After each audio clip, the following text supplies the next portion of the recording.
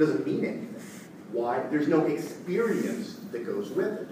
Quine says the gods Zeus and atoms, or the element oxygen, or cats, or the moon, all these objects, they're the same in that they're things whose existence we assume just to organize experience. And Quine says, let me interject that for my part, I do, qua lay physicist, as a lay physicist, as a non-professional physicist, believe in physical objects and not in Homer's gods. And I consider it a scientific error to believe otherwise. But in point of epistemological footing, in terms of the basis in what we know, the physical objects and the gods differ only in degree and not in kind. Both sorts of entities enter our conception only as cultural posits. The myth of physical objects is epistemologically superior to most, in that it is proved more efficacious than other myths as a device for working a manageable structure into the flux of experience. So Quine says the only thing that's better about talking about the atoms of science, or oxygen, or electricity, or electrons, versus talking about gods or ghosts, is that the talking about electrons and elements and gravity has done better to organize our experience. That's it. It's not that the talk about gods or religion is meaningless. Quine says it's just not as useful for organizing experience. Now, just to give you an example of what he means by posits, right? So here's a web of belief, and here's experience along the outside. Suppose there's a certain experience. There's a big experience, right? And what's that experience? We might use B1, the belief B1, to describe that experience. The experience is a bolt of lightning killed the king. And then, in the ancient Greek view, you might have belief B2, which is the king offended Zeus. And then beliefs B3 and B4 are going to be Zeus punishes those who offend him. Zeus is the god of lightning. Now, on Quine's view, B1 is very close to the edge. That just means this is a belief we're likely to agree with or disagree with based on experience. But it's not tied to any one experience. As you get nearer the center, the beliefs are less and less likely, we're less and less likely to give them up. We're less and less likely to give them up. So if somebody believes that the king offended Zeus, then they probably believe very strongly that Zeus punishes those who offend him, and that Zeus is the god of lightning. So they're not going to give those up. But on Quine's view, Zeus and the notion of gods are just posits. They're just assumptions. They're not defined by any particular experience. What about an alternative conceptual scheme down here? B1 in this case is the same. A bolt of lightning killed the king. The modern scientist would see the same thing. But B2 is the king's body conducted electricity to the ground. B3 is lightning is electricity, and B4 is electricity is electrons in motion. Now, B3 and B4 are very central to our web of belief. What does that mean? We're not likely to give them up. Whatever else happens in science, scientists are very unlikely to give up the beliefs that lightning is electricity and that electricity is electrons in motion. That's just something scientists are not going to give those up very easily. B2, the king's body conducted electricity to the ground, they're pretty committed to that, but not as strongly as the other beliefs. But Quine's point here is these words in boldface, electricity and electrons, those are posits, assumptions, just like Zeus and the notion of gods. And Quine says the only advantage of these is this way of working the web of beliefs. This web of beliefs is better at organizing our experience. But there's nothing about Zeus or gods that is less based in experience than is a belief in electrons or electricity. So, Quine was not claiming that it's arbitrary whether we believe in Zeus or atoms, flying saucers, or reflected lights. Quine agrees that there are better and worse ways to adjust our theory to sensory evidence. However, Quine argued that no individual sentence is uniquely connected to any individual experience. He also argued that things, whether we're talking about cats or ghosts, are simply positive assumptions. We postulate that they exist in order to organize and predict our sensory experiences as a whole. Now, Davidson was a student of Quine's. And Davidson agreed with Quine about many things. However, Davidson thought Quine did not go far enough in criticizing classic empiricism. Davidson rejected the notion that human knowledge could be grounded in sensory experiences in any meaningful sense. So Davidson said there's no sense in which you can ground knowledge in sensory experience.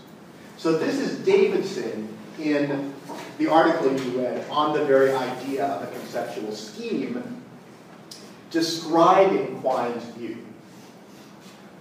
He doesn't say in the article, this is Quine's view I'm talking about, but if you've read Quine and you read Davidson, you know he's talking about his teacher. He says, on a view like Quine's, for a theory to fit or face up to the totality of possible sensory evidence is for that theory to be true, on a view like Quine's. If a theory refers to physical objects, numbers, or sets, what it says about these entities is true, provided the theory as a whole fits the sensory evidence. One can see how, from this point of view, such entities, like physical objects, numbers, sets, might be called posits. It's reasonable to call something a posit if it can be contrasted with something that is not. Here, the something that is not a posit is sensory experience. At least that's the idea. But then, Davidson says, the trouble is that the notion of fitting the totality of experience, like the notion of fitting the facts, or of being true to the facts, adds nothing intelligible, nothing meaningful to the simple concept of being true. To speak of sensory experience rather than the evidence, or just the facts, expresses a view about the source or nature of evidence, but it does not add a new entity to the universe against which to test conceptual schemes. So the key thing is, Quine is saying we don't understand how there could be a particular experience that makes a particular sentence true or false. Davidson is saying, and then so Quine says, so what happens is our entire web of belief faces all of our experiences. And Davidson says, it doesn't make sense. We don't understand what you mean when you say our entire set of beliefs matches the entire set of experiences, unless you mean it's true. And if what you meant was our beliefs are true, just say they're true. It doesn't add anything to say, and they match our experiences. Here's one way. I came up with this in office hours. Maybe this will help. I hope so. This way of putting it, I came up with in office hours. I thought, oh, that's a nice way of putting it. Maybe that helps. So let me try this way of putting it. All right, so we remember Quine's view.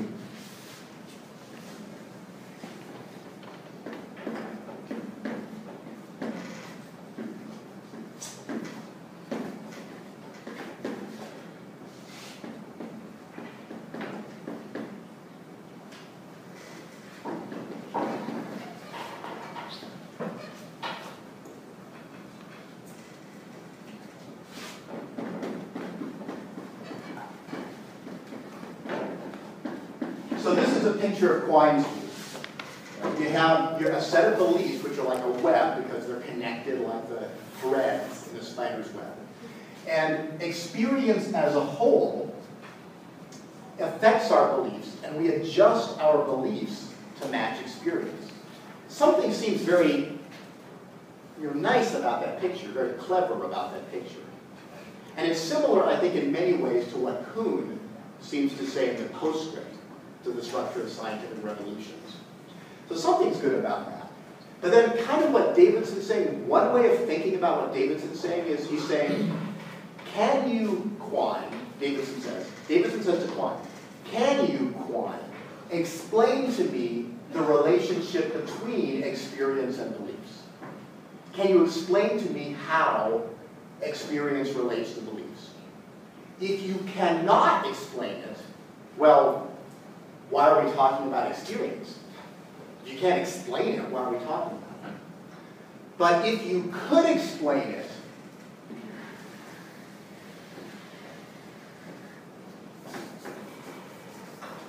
now this becomes part of our beliefs too.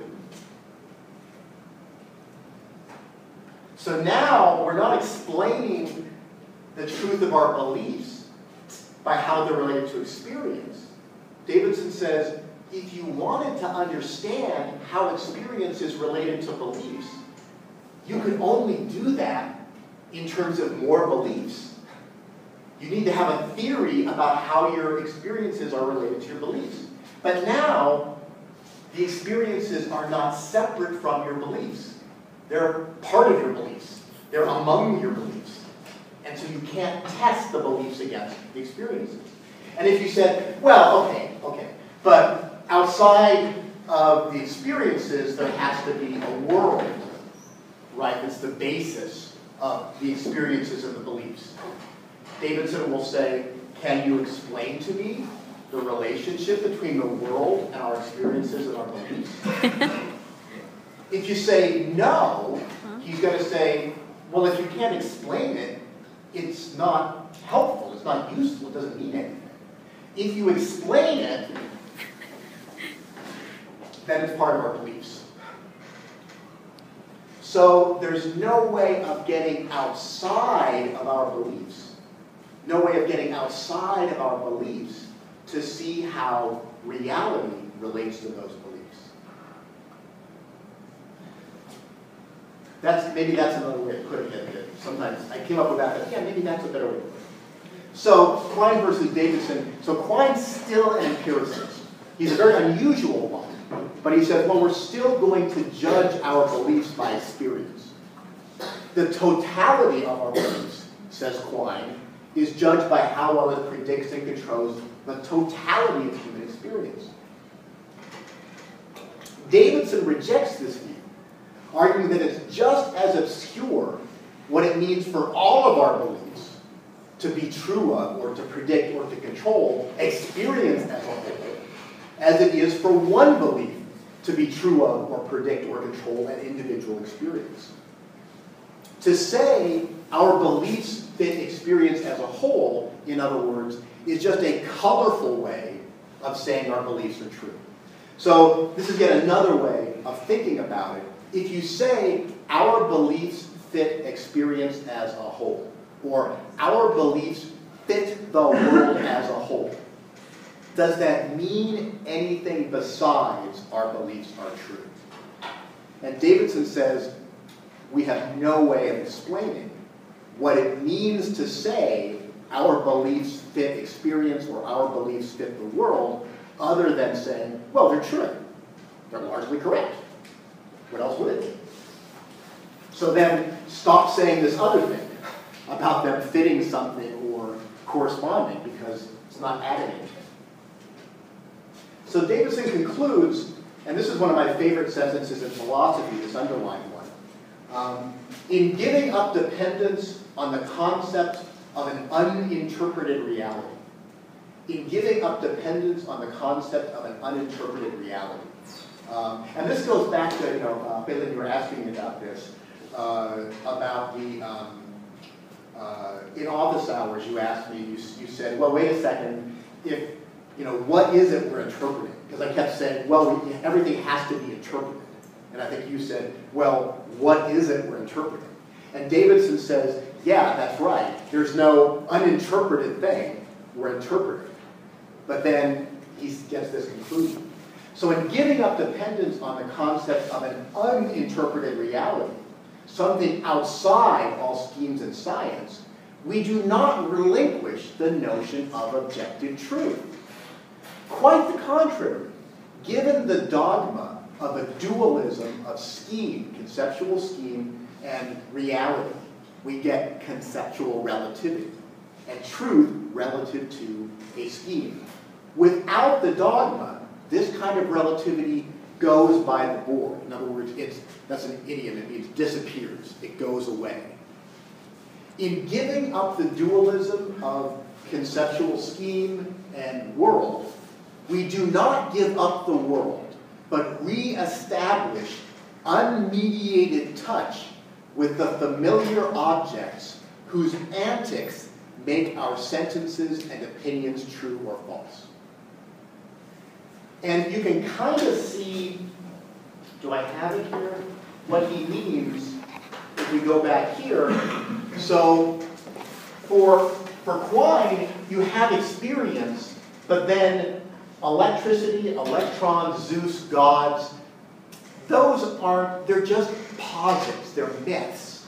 So we've kind of lost touch with them, right? They're not really there. I mean, we just kind of assume they're there. All that's really there is experience. Objects aren't real on this view. But on Davidson's view, no, objects are real. Objects are perfectly real. Because we can't make sense of the notion of a thing independent of language, that we could judge our language as successfully describing or failing to describe. Now this phrase, how Davidson says we get unmediated touch with familiar objects. So here's summarizing what Davidson's saying. Davidson agrees with common sense that there is a world independent of language. Davidson's not saying there aren't tables. Of course there are tables. He's not saying that you guys don't exist. Of course you exist. He's not saying that I don't exist. Of course I exist, right? And he says we can talk about those language-independent objects, tables, cats, atoms, galaxies, and we can talk about sensory experiences. He's not denying any of those things. But then what's he denying? Davidson insists there's no way to get outside of our language in the sense that we have to use our language to talk about the world, to talk about objects, or to talk about sensory experiences. I can't talk about this table without using the word table. I can't talk about atoms without using the word atoms. Consequently, there's no helpful way, no useful way of justifying our sentences through a semantic theory, a theory of meaning that explains their correspondence to some language-independent thing. So you can't explain why sentences are justified by saying, well, they're justified because each sentence corresponds to an experience, or because each sentence, or because the entire web of sentences corresponds to an experience. Davidson says, well, you can't do that. Why? You have to assume the language to talk about how the language relates to anything else.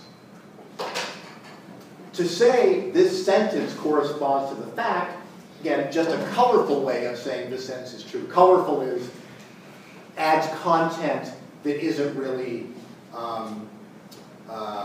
factually relevant. You know, it's just an elaborate way of telling it, or a complicated way of telling it, or a flowery way of telling it. So, a lot of interesting things in Davidson. Let's critique some of the things he says about incommensurability. And you guys did very well in your papers overall. You saw that there was a problem with how Davidson understood Kuhn on incommensurability.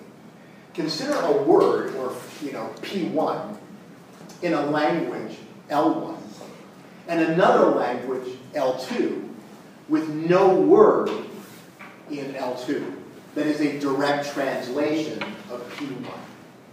There's at least 4 possibilities here. 1, P1, the language in L1, can be translated into L2 by means of a paraphrase, using expressions already present in L2. Right?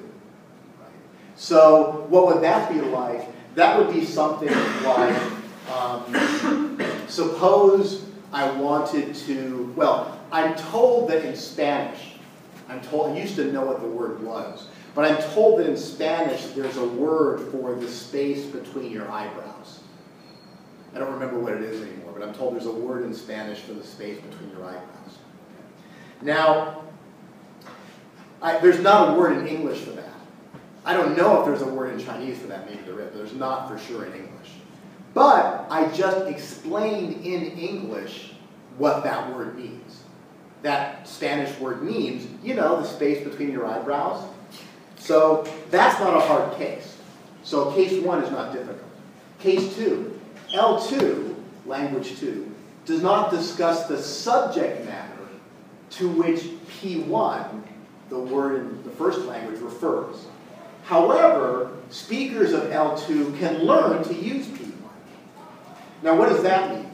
Suppose, you know, we were using classical Greek, Gudai, Shilawa, using classical Greek, and we want to express something like modern physics in Gudai, Shilawa, or quantum mechanics, or linear algebra, you know, some very advanced, you know, field in science. We want to explain it in classical Greek. Well, there are not words in classical Greek to explain or to paraphrase quantum mechanics or linear algebra or the most advanced modern science in classical Greek. But of course, people who spoke classical Greek, they could have learned, if we taught them, they could learn about modern physics, but they have to learn about a new topic that they don't have a vocabulary for. But again, that's not a problem. It's not a problem if you have 2 languages, one of them talks about a topic the other doesn't talk about, but the speakers of the one language, they can learn to talk about that topic. That's not a puzzle. That's not, I mean, that's the way I feel about fashion in clothes or cooking. You know, I know next to nothing about cooking. Even in English, I know next to nothing about cooking or fashion in clothes. So if you want to talk to me about fashion in clothes or cooking, you'd have to teach me a new language. I don't know how to talk about cooking or a language about fashion. So that's not a puzzle. 3, P1 can only be translated into L2 by means of paraphrases that the speakers of L2 do not regard as referring to anything real. Now, what would that be like? Well, it could be something like talking about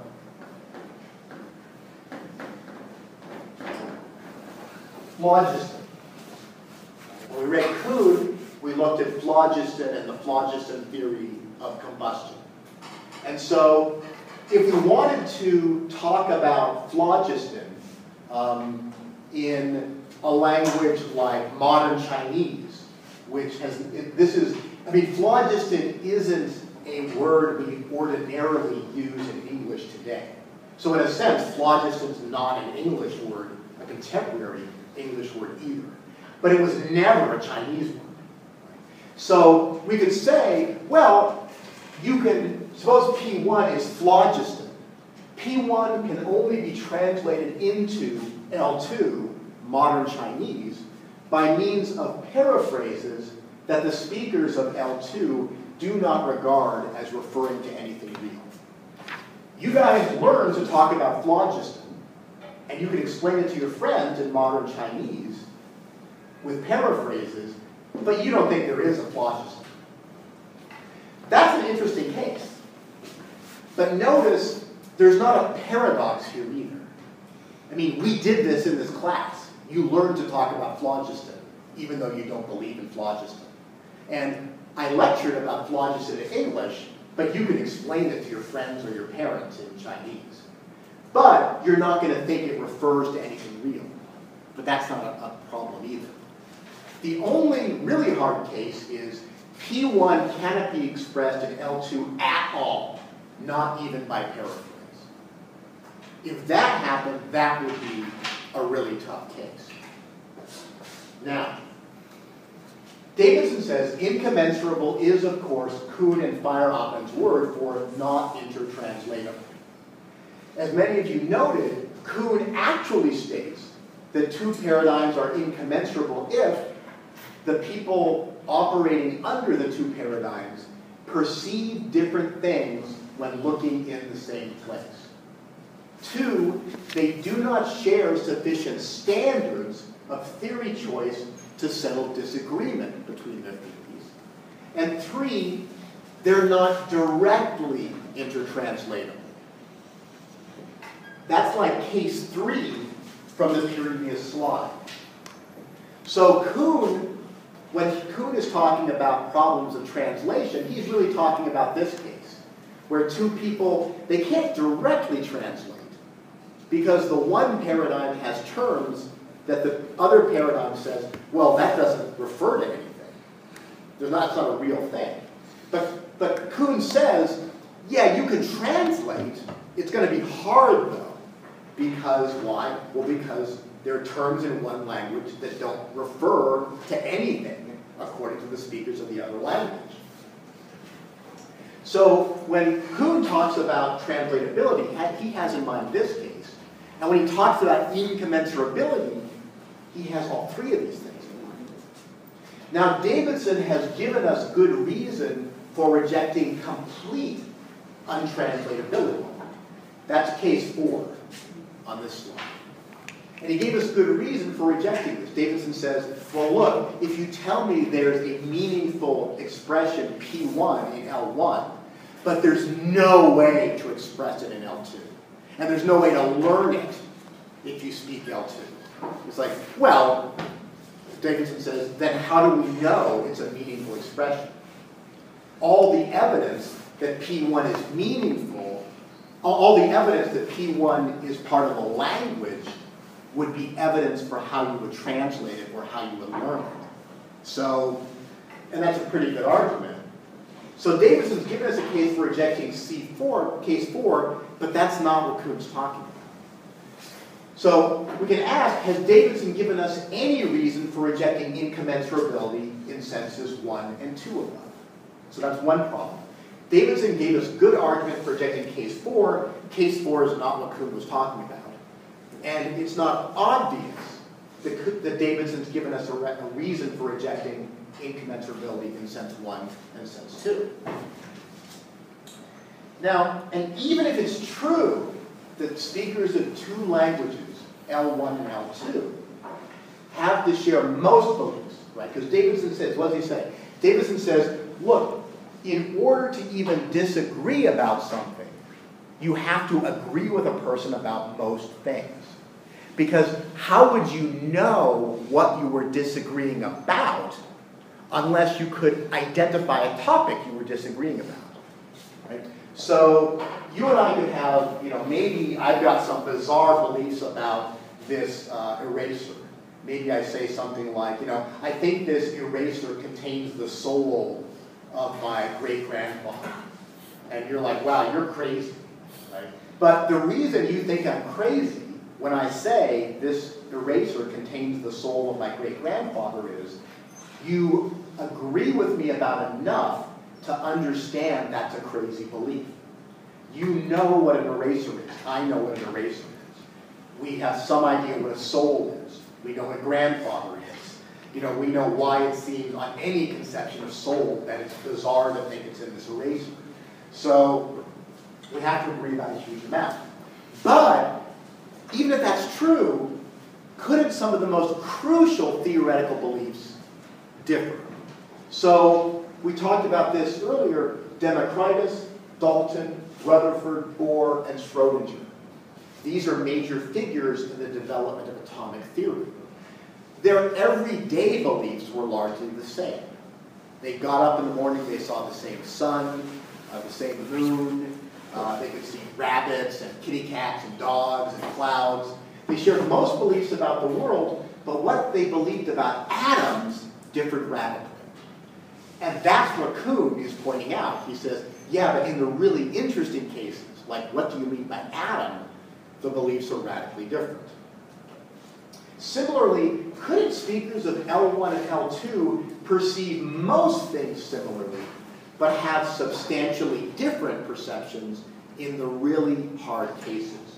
So imagine an Aristotelian astronomer who says, look, can't you see that the sun is moving? And the Galilean astronomer, the advocate of Galileo's theory, who's defending the Copernican hypothesis, says, no, I see that the sun appears to move. Now, Davidson would say, and he's right, well, but look, the Aristotelian and the Galilean, they agree about enough to identify the sun. They agree about enough to know what it means to say the sun is moving. Yes, yes, yes. But when the Aristotelian looks, the Aristotelian says, can't you see it's moving? And the Galilean says, no, I see that it appears to move. And Quine says, that's the problem. It's not that they can identify, yeah, Quine says, I know they can identify the sun, but one of them sees it moving. One of them sees apparent motion. Okay, 我们休息一下吧。If you have your 你做your homework, 可以留在这儿，留在这儿，leave there. We'll take a quick break.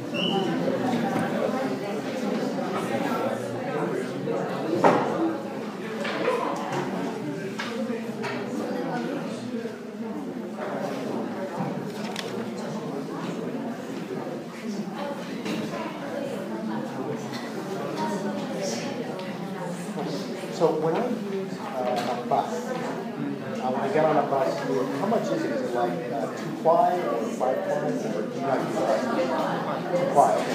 And do I have to, what's that? Most bus. Most of it. Do I have to use like exact strings? Or do I have to give them like 2 ply exactly? Yeah, they will give you no change. Okay. And then do I have to use coins or can I also use cash? Both cash and Okay. Oh, thank you for your offer. But thanks. I think I can show my daughter around. Thank you very much for offering. I appreciate it.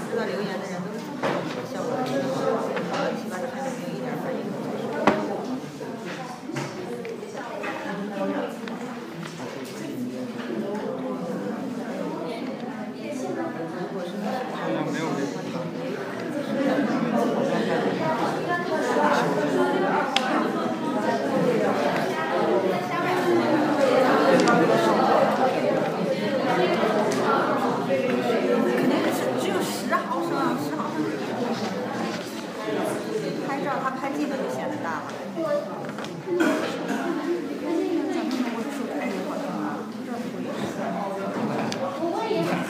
那我是几个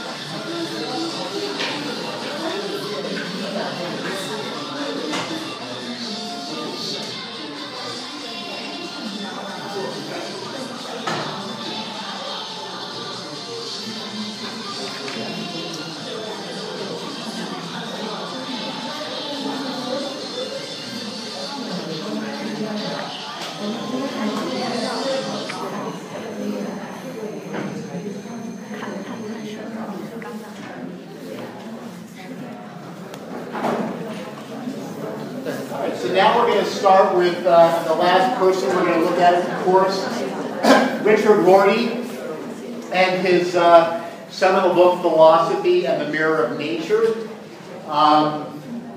Rorty's a really interesting figure. He passed away just a few years ago. And some of the major influences on Rorty include figures we've read. He was very influenced by Quine's claim that rational justification is relative to a historical era, that what counts as being rationally justified depends on the historical era you're in. Rorty was influenced by Quine's distinction between normal versus abnormal science. Normal science, remember, Quine says, is what scientists are doing most of the time. It's when scientists agree about the criteria or the standards for resolving disagreement or for judging scientific success. Abnormal science is what you have in periods of scientific revolution, when scientists do not agree about the standards for judging theories. Rorty was influenced by Quine's criticism of the analytic-synthetic distinction, which was, you remember, one way of making a distinction between analytic statements they're basically self-evident statements, what Russell would call self-evident statements. Statements that are intuitive, that are obviously true, that any rational person has to accept. And synthetic statements are statements that are based on sensory observation, things you observe, smell, taste, touch, hear. So Quine said there's not a clear distinction between the two, although earlier philosophers like Russell said, well, yeah, there's self-evident truths, and then there are ones that are not. But so Rorty agreed with Quine. And Rorty was influenced by Davidson's and another philosopher, Wilfrid Sellars' argument that all knowledge and all reasons for belief are sentential. That's the thing we were just looking at, where Davidson says, if you want to express a belief or knowledge, it's got to be in the form of a sentence. There's nothing outside language which you could use to judge language by. Now, and Rorty makes very clear he's very inspired by Ludwig Wittgenstein's critique of analytic philosophy of language. So the analytic Fancy-Jesuit, the analytic philosophy tradition of Yuan Jesuit, of people like Russell and so on. So Rorty was influenced by that. Rorty was influenced by John Dewey's claim that rational justification is based on social practices and not grounded in, not based on anything extra-human, anything beyond human beings. And finally, by German philosopher Martin Heidegger's claim that the development of philosophy in the West has been determined by some optional metaphors. Optional metaphors, what does that mean? Heidegger said there are certain kinds of metaphors for what knowledge is that philosophy in the West has become fixated on. And these metaphors are optional in the sense that we don't have to think that way. And so Heidegger says when you see that these metaphors are optional, you can give them up and do a better kind of philosophy. Now, Rorty was really, he's just a fascinating figure in a lot of ways. He began his career as a highly respected analytic philosopher, which, as you know, that's the dominant form of philosophy in the English-speaking world, to a large extent in Scandinavian countries like Norway, Sweden, Denmark. There's important analytic philosophers in Germany, Frege, Carnap. Mostly German philosophy is not analytic, but there have been some important German analytic philosophers. And Rorty was very highly respected as an analytic philosopher. But by the end of his career, Rorty was deeply admired by intellectuals outside of By the end of his career, Rorty was deeply admired by intellectuals outside of analytic philosophy. But he was despised by philosophers in the analytic tradition by the end of his career.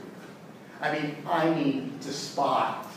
You bring up Rorty around analytic philosophers, and generally they get visibly angry. Visibly angry. I know of cases where people have brought Rorty up in conversation, and people just stop talking to him. It's just like, it's like that's the response, So, now in my opinion, just my opinion, the first 356 pages of Philosophy and the Mirror of Nature are quite thoughtful and insightful.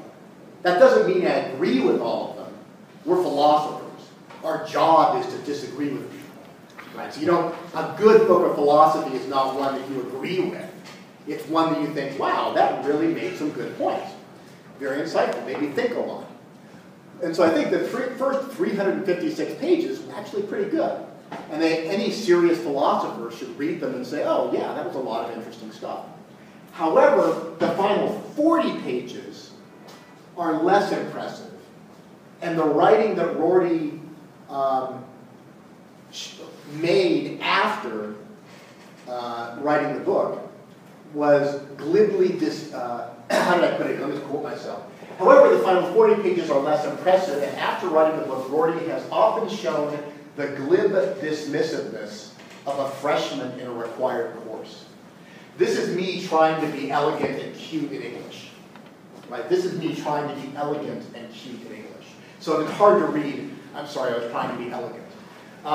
What I mean is, if you become you go on to become a philosophy professor, there's a certain kind of student you get in like a freshman undergraduate in their first philosophy class if they have to take it. And they've got this kind of attitude like, this is dumb. How am I going to study this? Oh God, this is so stupid. Your job as a professor is you got to deal with that, and you got to get them motivated and stuff like that. That's your job. But you get this, and sometimes, in fairness, this is why people ended up despising Rorty. He would write like a freshman, a first-year student in a required philosophy course who was just like, this is dumb. This is all stupid. And it was just so annoying. So I see why people started to hate him. I'll just give you one quick example. Rorty said that the proper reaction to reading Kant's ethical writings was either disgust or giggles. The proper reaction to reading Immanuel Kant on ethics was either disgust or giggles. Right? It's hard to like a philosopher who says that about a great philosopher. That, oh yeah, I read Kant, I think you should either laugh at it, just giggle, or you should find it disgusting. That's not the thing a serious philosopher says. So, but like I say, I wouldn't dismiss him. I think there are really interesting things that he has to say. I don't agree about all of them, but some of them are interesting. So I'm going to talk about what he says in two parts. In part one, which corresponds to the part of the book that I think is interesting and valuable, we're going to talk about truth as correspondence, modern philosophy, and rational justification. Those are going to be the three themes of part one. I'm hoping to get through most of part one in this lecture, and then do part two in the last lecture. So Rorty makes an interesting claim. He says, The urge to say that assertions and actions must not only cohere with each other, not only be consistent, but correspond to something apart from what people are saying and doing, has some claim to be the philosophical urge in the Western tradition.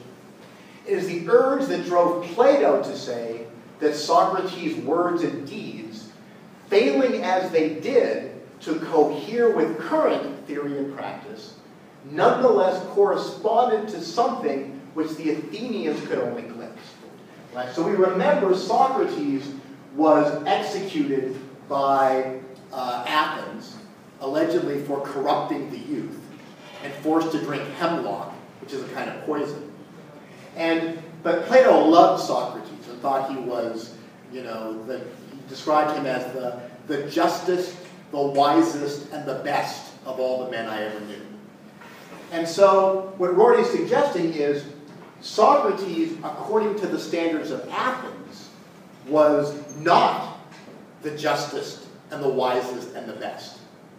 But Plato said he was, even if the people of Athens couldn't see it. And the way Plato explained that is Plato said Socrates' life and his actions and his beliefs corresponded to something outside of what people believed. And the beliefs of the Athenians don't correspond to the truth. And the beliefs of Socrates do correspond to the truth.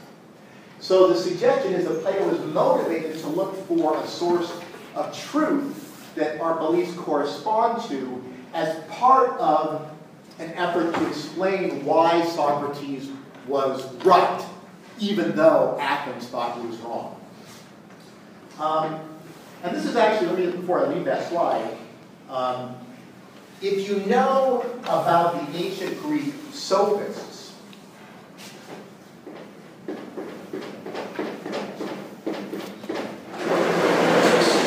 now, sophist as an adjective in English means somebody who argues in a way that you don't know how to answer their argument, but you know it's a bad argument. Right? So they give arguments, it's like they're not arguing honestly. They're not arguing fairly. But maybe they're clever and you don't know how to argue against them. That's a sophist. Now, why do we call someone like that a sophist or a sophist? Some English speakers say sophist. Some English speakers say sophist. Either one's okay. They're named after a group of teachers in ancient Greece called the sophists. And the sophists would teach people the art of persuasion. How do you persuade people in argument? And Plato hated the sophists. And so the reason in English sophist is an insult is because of Plato. And what was wrong with the sophists? According to Plato, the sophists were only interested in persuading other people. They weren't interested in the truth. So Plato said a real philosopher is interested in getting at the truth to which our beliefs correspond. The sophists, they just want to persuade people. And Rorty is saying maybe the sophists were right. Maybe the job of philosophy should be to persuade, not to find something that our beliefs correspond to. Now, second claim that Rorty makes, and he gets this is part of what he gets from Heidegger. I think Dewey might say this too, but I know Heidegger says it. But this is Rorty speaking. What are the analogies between knowing about mountains, a concrete thing, and knowing about geometric lines? Between knowing Socrates, a concrete person, a specific person, and knowing the good, an abstract ideal.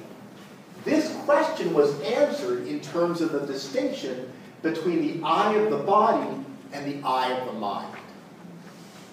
So the theory that Plato developed was, well, with the eyes of your body, you see things like mountains, or you see Socrates.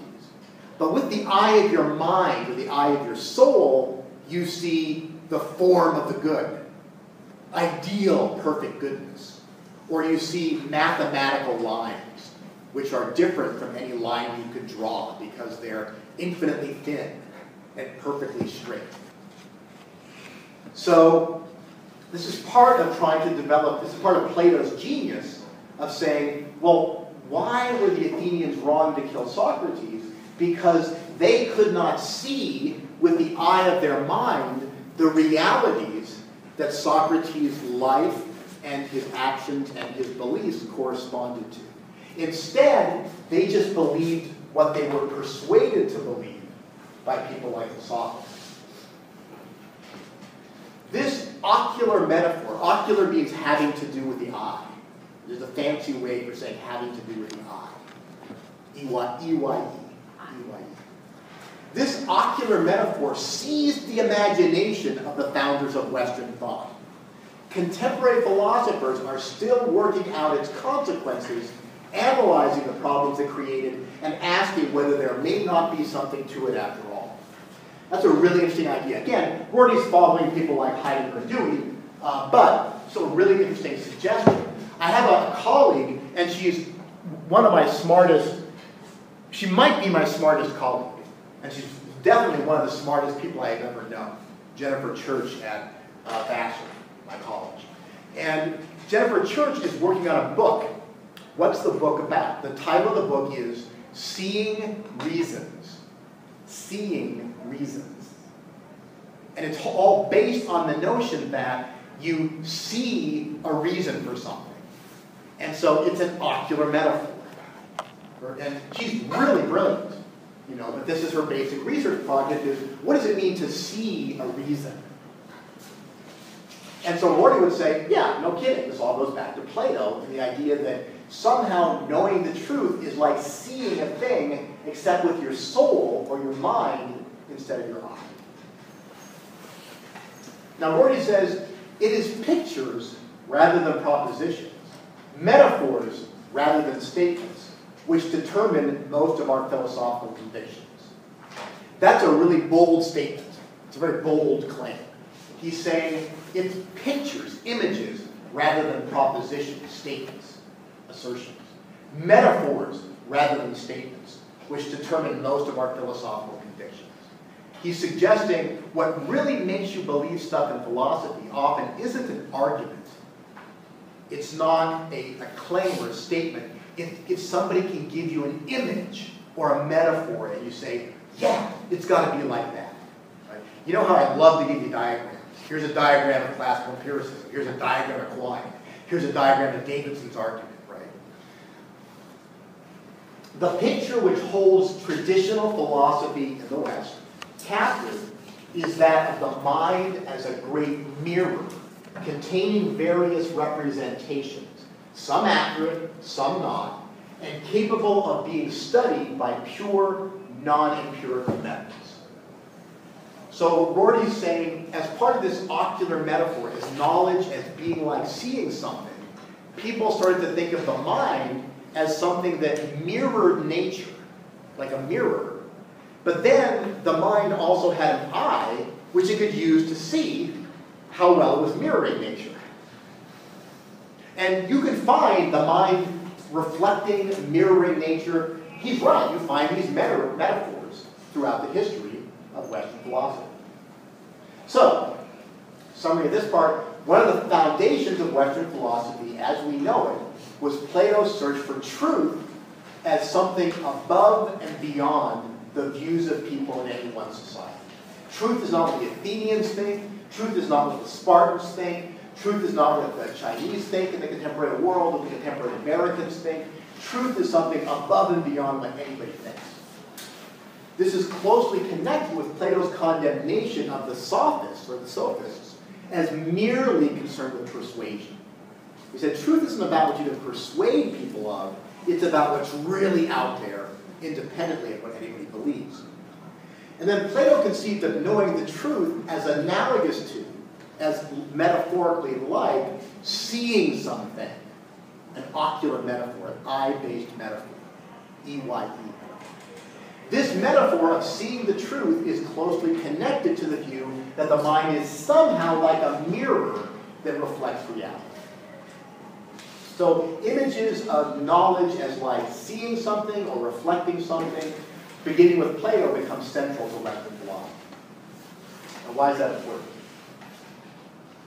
Now, the notion, if you take a course in modern philosophy in the West, it's very standard.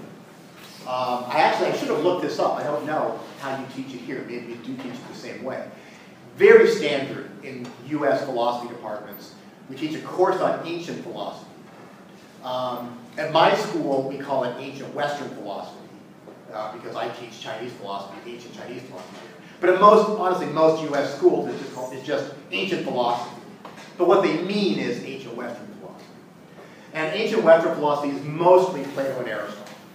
Then you teach a course on modern philosophy. Again, not modern Western philosophy. They call it modern philosophy. They mean modern Western philosophy. When you teach modern Western philosophy, where do you start? Always with Descartes. 100% with Descartes. If you're going to do political philosophy, always with Hobbes. So Descartes and Hobbes start modern Western philosophy. Now Rorty says, and this is right, this has got to be right, the notion that there's an autonomous discipline, an independent discipline, an independent field called philosophy, distinct from and sitting in judgment upon both religion and science, is of quite recent origin. In other words, what? In other words, the notion that philosophy is distinct from religion and distinct from science and somehow more foundational than religion or science is actually a very recent notion. He's right. That's got to be right. Looking backward, we see Descartes and Hobbes as beginning modern philosophy. But they thought of their own cultural role in terms of the warfare between science and theology. They were fighting, albeit discreetly, to make the intellectual world safer, to make the intellectual world safe for Copernicus and Galileo. And that's right. Descartes and Hobbes don't think we're philosophers as opposed to scientists. Descartes and Hobbes think we're philosophers as opposed to theologians. And we're trying to make the world safe for philosophers like Copernicus and Galileo, who do natural philosophy. Natural philosophy. Zurang Kasher. Because at this point in history, physics wasn't different from philosophy. And in fact, if you know your history, Descartes is one of the great figures in the history of modern science in the West. He's a major mathematician, crucial to the development of modern science in the West. The eventual demarcation of, separation of, dividing off of philosophy from science was made possible by the notion that philosophy's core was theory of knowledge, epistemology, a theory distinct from the sciences because it was their foundation. We now trace that notion back at least to Descartes' Meditations and Spinoza's De Emendatione Intellectus, but it did not achieve self-consciousness until Kant. So eventually what happened was, well, here, I got a slide on this. No? So in other words, first, if you go in the Middle Ages in the West, philosophy is very closely associated with theology. There's really not a fundamental split. The theologians, the really great philosophers in the West in the Middle Ages are who? They're people like Thomas Aquinas, Saint Thomas Aquinas, Saint Augustine, Abelard, who was also, he wasn't a saint by any means. Abelard had an affair with one of his students, and the students, you know the story of Abelard? It's a good story.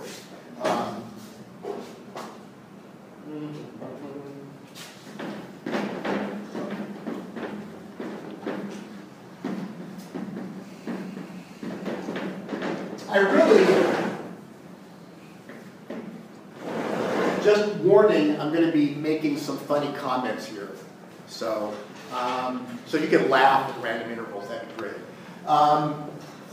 So Abelard was a famous and very highly respected philosopher in the Middle Ages. And I picked the wrong age to be a philosopher, the wrong era to be a philosopher. When Abelard was a philosopher, it was like being a rock star or a movie star. You know, people loved philosophers in Abelard's era. When he came into town, everybody came out to see him, and they were so excited. And he was a very good philosopher, very good philosopher. He was also, of course, he was, I forget exactly whether he was a monk or a priest, but he had taken vows, religious vows. Because again, there's no division at this point between religion and philosophy. The philosophers they're monks, they're priests. And Eloise was a woman, the daughter of a wealthy family. And most women were not educated in this period. But she was very smart, and she wanted to learn about philosophy. So Abelard was assigned to be her tutor. And Eloise fell in love with Abelard, and Abelard fell in love with Eloise. And, of course, Eloise couldn't marry Abelard because he was a monk or a priest. I'll say a monk. He was a monk. But Eloise said, I would rather be another man's whore. I would rather be... I'm sorry, I got it backwards. Eloise said, I would rather be your whore than another man's wife. Eloise said, I would rather be your whore than another man's wife. Pardon my language, but that's what she said. In Latin, that's what she said. And they had an affair. And Eloise became pregnant. And Abelard wanted to do the right thing. So Abelard was going to write to Eloise's father and say, let's send her to a convent to quietly have the baby. I will resign my holy order, and I'll become her husband. Before he could tell him that, Eloise's father sent some men to get Abelard, and they castrated him. They cut his genitals off. This was before surgery, before anesthesia, so that was really pretty unpleasant. So Abelard was castrated as a result of this. Eloise had the child, and she became a nun, because you can become a nun after you've had children. You just have to be self-active. So she became a nun. Abelard continued to be a monk. They corresponded. They exchanged letters for the rest of their life. And these letters exist, and they're very interesting reading. So that's the story of Abelard and Eloise. But the key point to get is Abelard's a philosopher. He's also a monk. Why? Everybody in the Middle Ages who's a philosopher is some kind of theologian. They're a priest, they're a minister, they're a monk. Not a minister, because they're Catholic.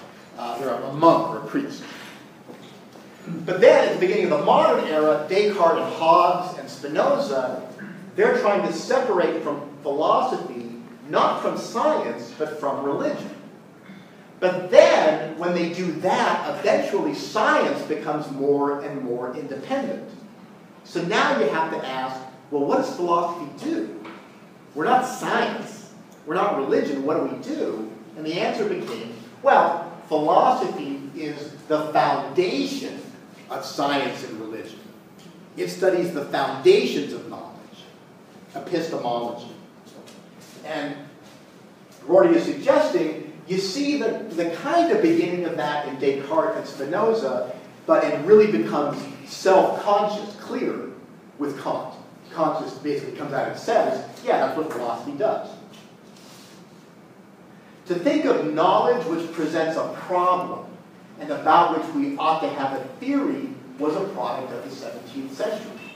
The moral to be drawn, the conclusion to be drawn, is that if this way of thinking of knowledge is optional, then so is epistemology and so is philosophy as it has understood itself since the middle of the last century. So in other words, the notion that epistemology is central to what philosophy is, Rorty's saying that goes back to early modern philosophy and then the effort of philosophy to distinguish itself from religion and science. But that doesn't have to be what philosophy did. So maybe epistemology isn't that important. In other words, maybe what Van Norden spent the entire semester teaching you isn't that important. Scary thought. So in classic education, philosophy was the queen of the sciences. That's an actual expression. Philosophy is the queen of the sciences because all other forms of knowledge were part of it. Right? If you get a doctorate in chemistry, what letters in English do you get to put after your name? PhD. If you get a doctorate in biology, what letters do you get to put after your name? PhD. Why? Doctor of Philosophy. Why? All these things used to be part of philosophy. Every field has a different colored doctoral robe. And so when I got my doctorate, my PhD, you go to the store and you say, you rent the robe. And they said, okay, what's your field? I said, philosophy. They said, no. I know, it's a PhD, but what's your field? And they want me to say chemistry or biology. I said, philosophy. They said, look, buddy, what is your field, though? I said, I have a Doctor of Philosophy degree in philosophy. Give me the philosophy hood. Okay, it's dark blue. It's one of the pretty colors because we got to pick first because our field was earlier. That's true. Engineering is a really ugly color. It's like really orange. It's ugly. But philosophy is like dark blue. It's really nice color. So anyway, so in classic education, philosophy was the queen of the sciences. Why? Because all other forms of knowledge were part of it. In the early modern era, Descartes, Hobbes, Spinoza, philosophy became separate from theology, from religion, but was still united with science. As the sciences became increasingly independent, the identity and the role of philosophy became more problematic. People said, what does philosophy do? The view became that philosophy provided the foundation for all other kinds of knowledge through epistemology. Right? So before it was, well, philosophy is just the name for everything you study at a high level in theory. Then it's like, well, no, there's theology, there's the natural sciences, there's a bunch of different natural sciences, biology, chemistry, physics, mathematics. Well, what's philosophy do? Oh, it's the foundation, because it studies the theory of knowledge, once you're one, which is the foundation for all other knowledge. So he says, so the neo-Kantian consensus, right? So the idea is, he says, it's probably correct. With Kant, the notion that philosophy is the basis, the foundation of all other knowledge, Kant makes that clear and explicit. And so he says the neo-Kantian consensus thus appears as the end product, the final result, the conclusion, of an original wish to substitute confrontation for conversation as the determinant of our belief. The philosophical consensus appears as the end product of an original wish to substitute confrontation with reality for conversation among people as the determinant of our belief. So the idea is with Plato, what Plato's looking for, he wants you to see something with the eye of your soul, with the eye of your mind, that you're confronted with. And when you're confronted with it, you can't doubt it. Versus the notion that philosophy is about conversation, more like what the sophists did, where, well, let me try to persuade you. How can I persuade you to believe this?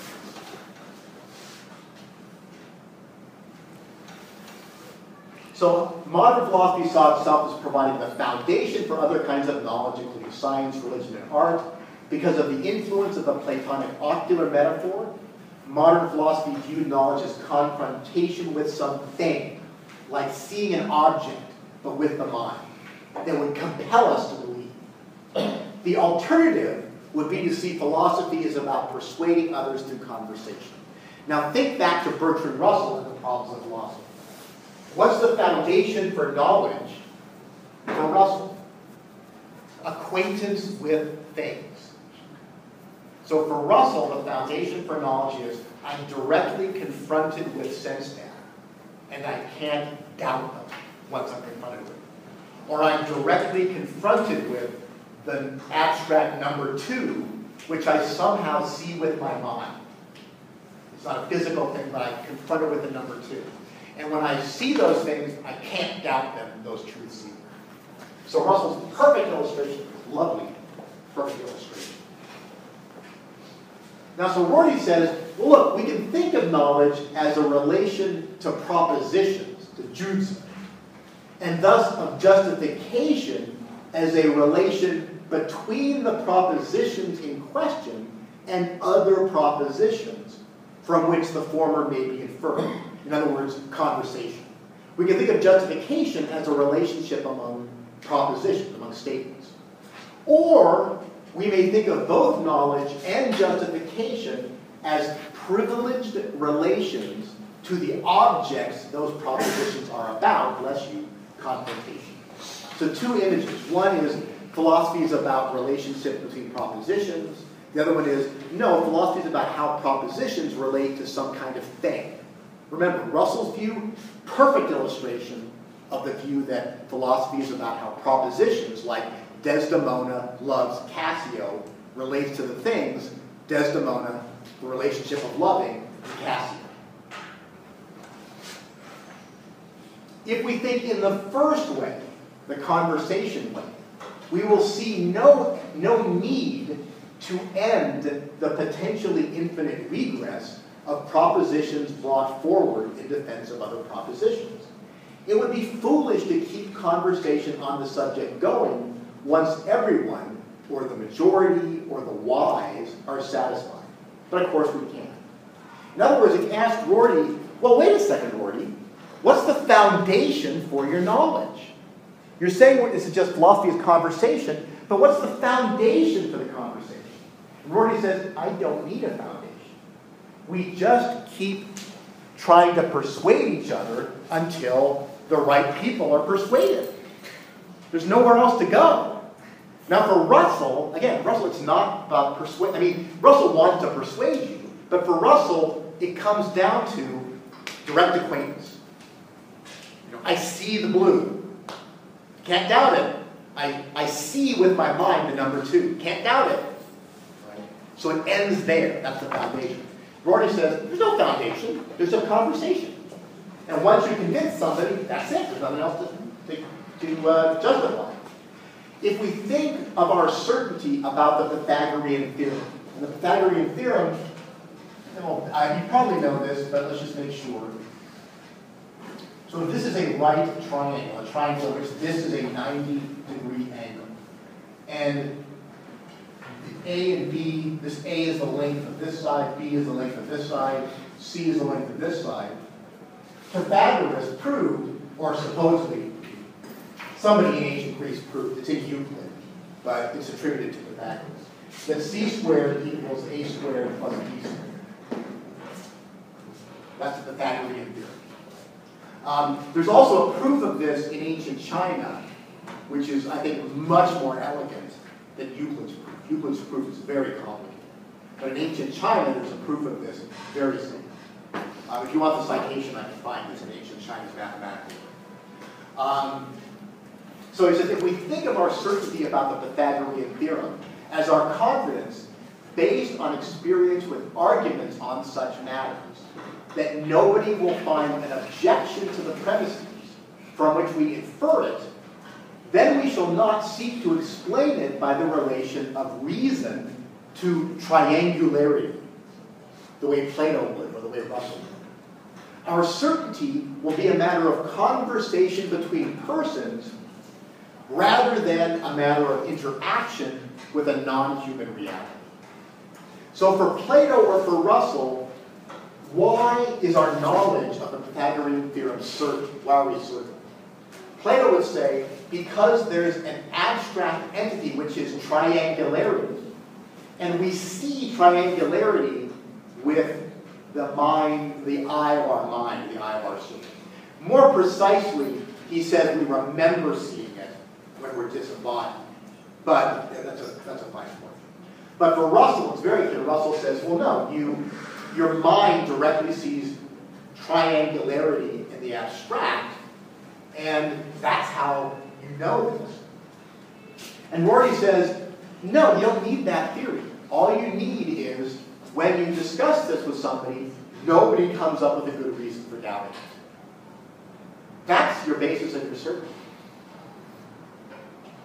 Now, he says, if we think of knowledge in the second way, knowledge as confrontation between propositions and reality, like Desdemona loves Cassio is true. Why? Well, because Desdemona corresponds to Desdemona, loving corresponds to loving, Cassio corresponds to Cassio, and our minds are acquainted with each of these things.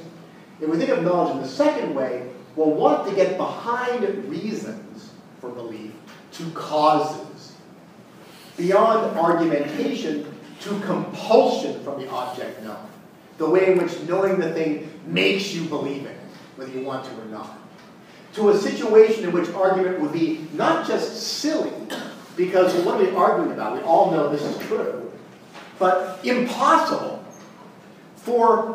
because anyone gripped by the object in the required way will be unable to doubt or to see an alternative.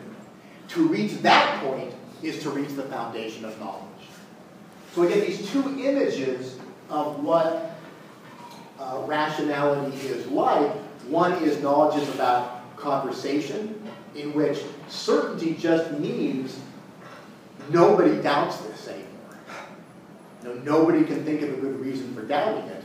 And the other of which, certainty means you're in some kind of special relationship to something, like sense data, or the form of triangularity or numbers. And when you see that thing, it makes you believe, whether you want to or not. Rorty uses the phrase epistemological behaviorism. Let me see. I'm not going to go into this in detail, but he says epistemological behaviorism is merely to say that nothing counts as justification unless by reference to what we already accept, and that there is no way to get outside our beliefs and our language so as to find some test other than coherence. So it's just a label for the view that knowledge is about conversation. There's no way to get outside of language. Did I already erase it? Yeah, I did.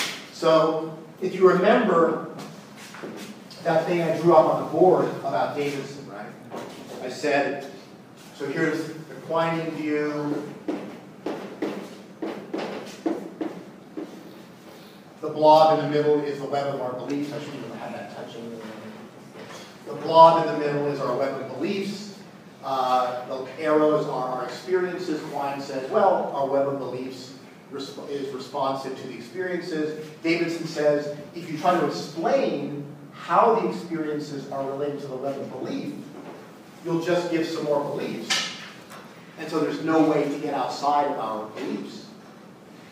That's basically what Rorty is saying here. And so he says, there's no way to explain knowledge as confrontation with something independent of language or independent of beliefs. All justification is, all knowledge is what do we agree upon in conversation. And what counts as a justification is what we as a group agree counts as a justification. So Rorty argues that modern philosophy, in search of an indubitable, cannot be doubted, foundation for all knowledge, and under the influence of ocular metaphors, metaphors of knowledge as seeing, has understood justification as confrontation with something that would eliminate doubt. As an alternative, Rorty suggests that we understand justification as agreement achieved through a discussion that we regard as rational. Now, rational by what standards? By whose standards? That's the question Rorty thinks right next.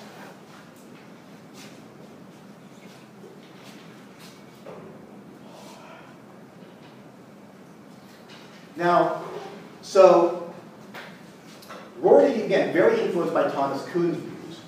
And Rorty suggests, and again, I think this is, again, there's a bunch of things Rorty says that I think are right, and I think this is right too.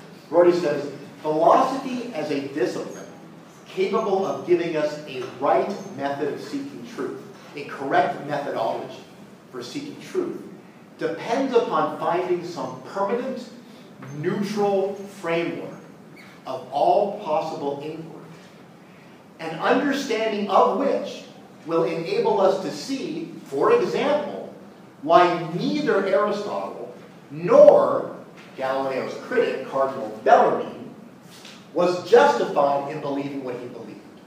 The mind as mirror of nature was the Cartesian, that's the adjective form of Descartes, the Cartesian tradition's response to the need for such a framework. So, once you get into the idea that on the basis of these ocular metaphors and these notions of justification as confrontation, you say, well, the job of philosophy is to give us a method that will guarantee truth, that we can't doubt. And then he says, well, once you got that, what you're going to look for is some kind of neutral framework, like a system that everybody could agree upon, that would show why, for example, Aristotle and Bellarmine were not justified in their views. And again, I think if you look at the way people portray pre-modern science or pre-modern philosophy in movies, in television shows, in literature, even in many history classes, not good history classes, but like high school level history classes, they portray it like everybody before Galileo was stupid, and they should have been able to see Galileo was right. But that's just the question. Is there a neutral framework on which we can see that? Okay, 我们休息一下。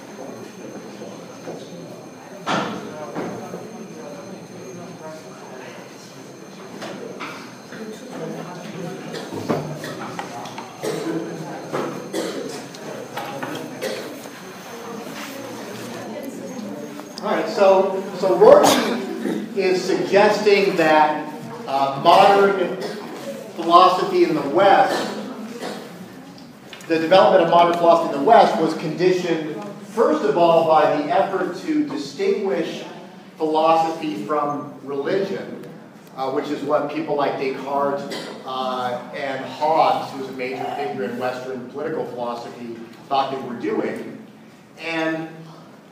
But on the other hand, as the sciences developed and became more and more independent, people began to think of, they realized, well, now we can't, philosophy's identity has to be distinguished from natural science as well. So in trying to distinguish philosophy from natural science on the one hand and religion on the other, the notion developed that, well, what philosophy does is it finds the foundation for all other kinds of knowledge through epistemology.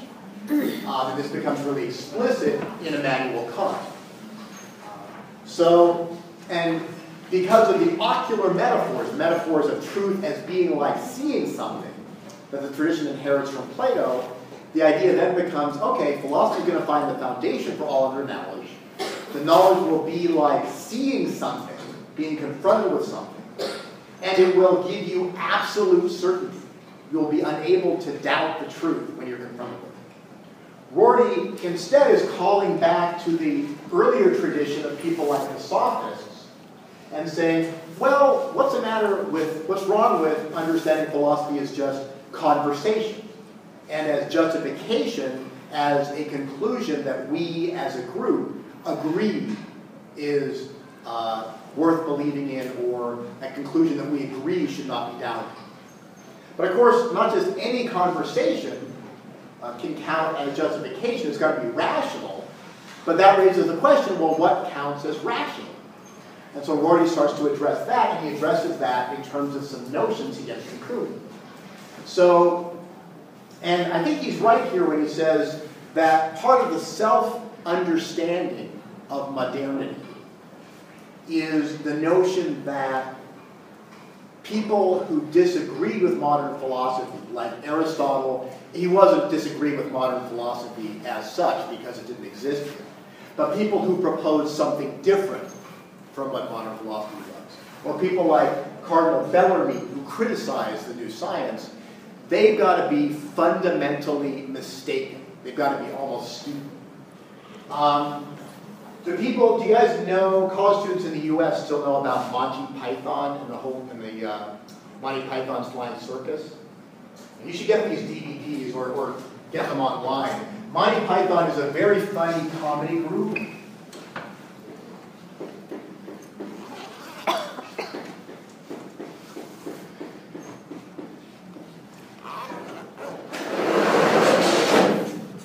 And they're a very funny British comedy group. Especially of the 70s, although they continue to make movies at least through, I think, the early 80s. Most of the members are still alive today, working on different projects. But they made some classic, had a classic comedy TV show and several classic comedy movies. The members of Monty Python for the most part, they went to Oxford and Cambridge in the United Kingdom. So they were very, very smart. They were very well-educated intellectuals. And their jokes are often very cerebral, very intellectual jokes. And so one of their best movies is Monty Python and the Holy Grail.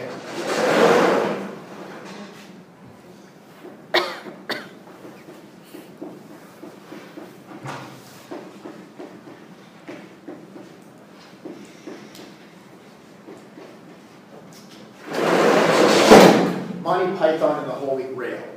And when I teach about Aristotelianism in the United States, I have a copy of the DVD version of Monty Python and the Holy Grail, that movie. And I show a clip from it. And the clip I show is, I won't tell you the whole story, but part of the clip is they have some medieval monks, some monks from the Middle Ages. And the monks are walking, carrying some books in their hands, and they're singing some hymn. And it's very low and repetitive, almost like a Buddhist chant, but it's a Christian hymn.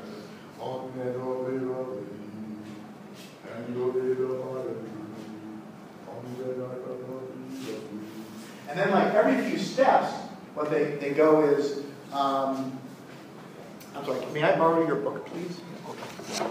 So like they're holding their books, and it's like,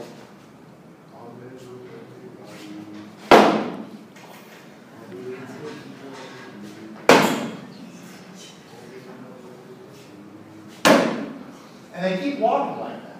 Now what's the point of them doing that? The point is, it's a subtle intellectual joke, and the point is, people in the Middle Ages are stupid. They're idiots who do pointless things, and they didn't literally believe that people in the Middle Ages whacked themselves in the heads with books, but the point is, people were stupid. They believed dumb stuff. And so, the sensibility of Monty Python, of the group, is very modernist. And modernists think, well, people, why did anybody question Galileo? Why did they believe Galileo? Well, they must have been stupid.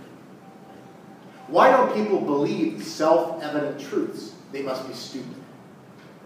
Why didn't everybody believe in modern science from the very beginning? They were stupid.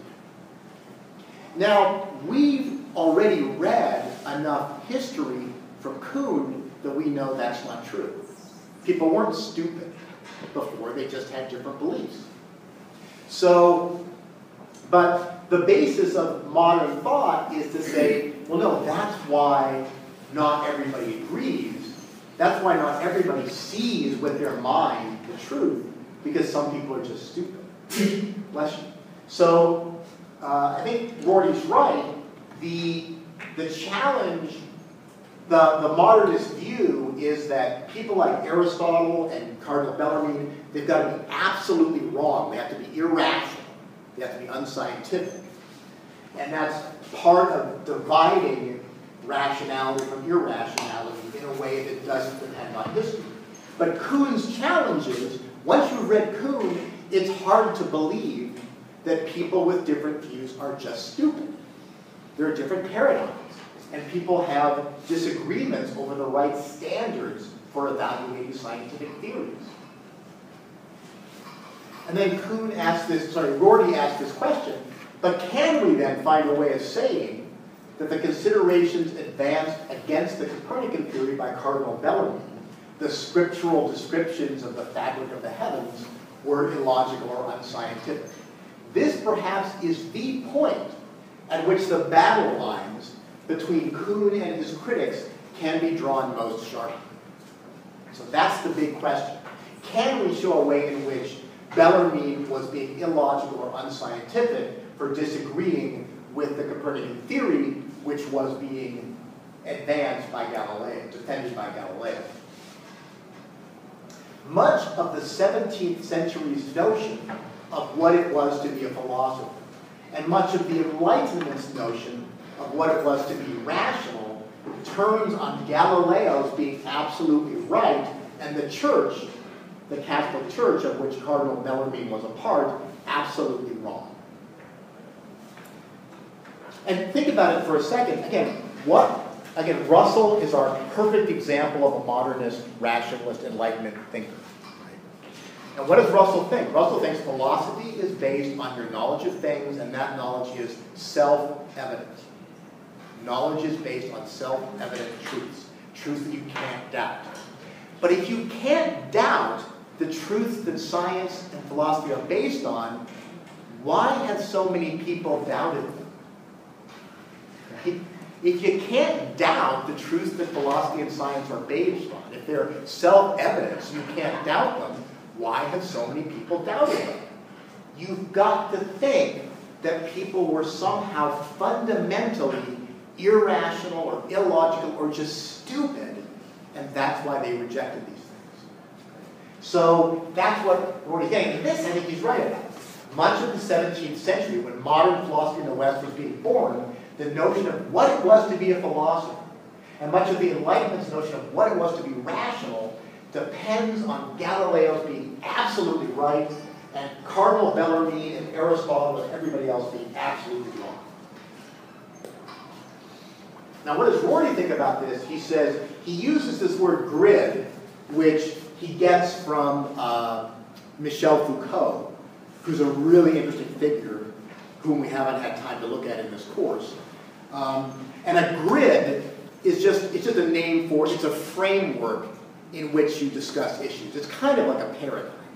It really. So Rorty says, obviously the conclusion I wish to draw is that the grid, which emerged in the later 17th and 18th centuries, was not there to be appealed to in the early 17th century when Galileo was on trial and when Cardinal Bellarmine was leading the prosecution against him. No conceivable epistemology, no study of the nature of human knowledge could have discovered it before it was hammered out. Hammered out means created, developed. It's a metaphor about like a blacksmith, like hitting a piece of hot metal and bending it into something. The notion of what it was to be scientific was in the process of being formed. So in other words, Rorty's saying the notion of what science is and what considerations are relevant to science and what considerations are not relevant to science, that had not been worked out in the modern world in the way we understand it at this point in history. Now we have a grid, a paradigm on which science is separate from religion. The Bible, on our paradigm, our grid, is not a scientific work. So you can't use the Bible, sometimes called scripture in English. You can't use scripture, you can't use the Bible to draw conclusions about astronomy. Astronomy is a science. Science, religion, different things. That's part of our grid. But Rorty's saying that wasn't part of the grid at the time that Galileo was on trial.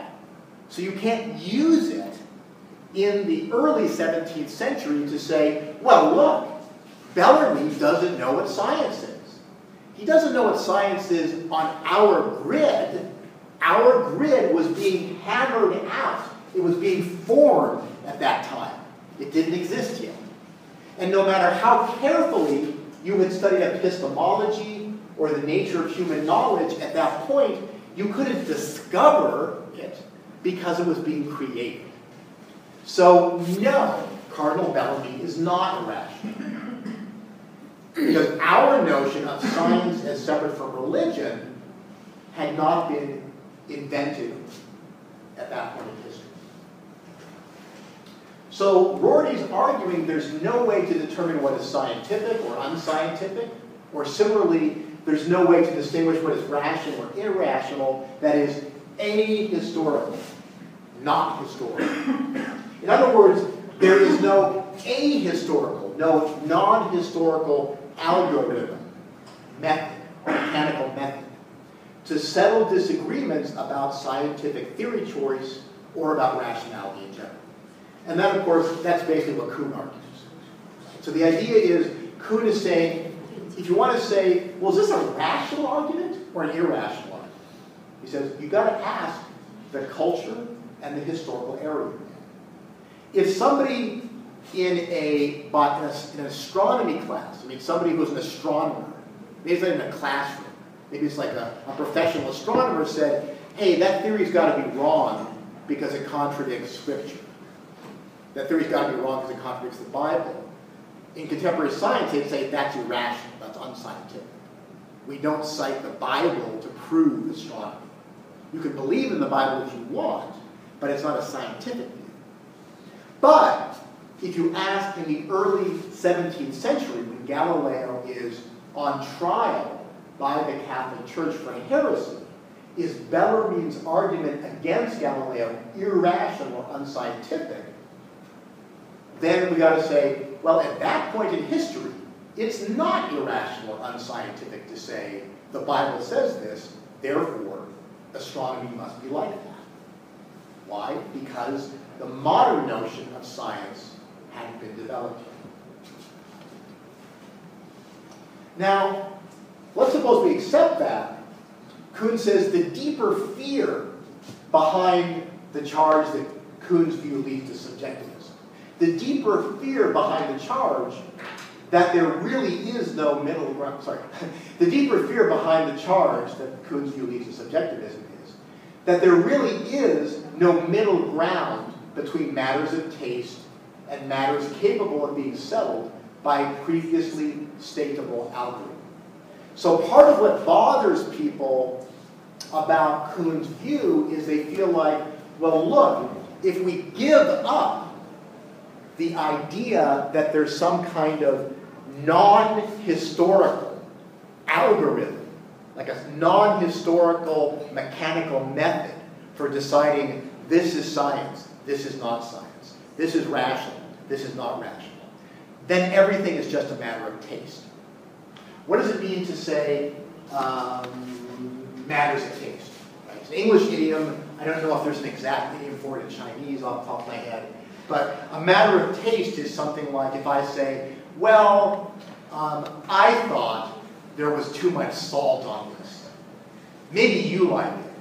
And you say, yeah, I kind of like the amount of salt there was. Like, okay, well, all right. So it's good for you. Matters of taste are things like, well, you like it. Okay, then you like it. I don't like it. Okay, you don't like it. Or I like it. All right, so you like it. I don't like it. Okay, who cares? So just things like people, it tastes good to me. It doesn't taste good to me. There's nothing to argue about. Right? It's just you like it, you don't like it. And so the fear is, Kuhn has said, and he does say this in the postscript, he's very clear. Kuhn says, there's no previously stateable algorithm. There's no procedure for resolving a disagreement you could clearly lay out in advance. It will tell you this is right, this is wrong. People say, well, if that is the case, if there's not an algorithm, then science must just be about taste. It's just, no, I like it. You know, I like quantum mechanics. Maybe you don't. You know, I like Einstein's theory. Maybe you don't. Whatever. You know.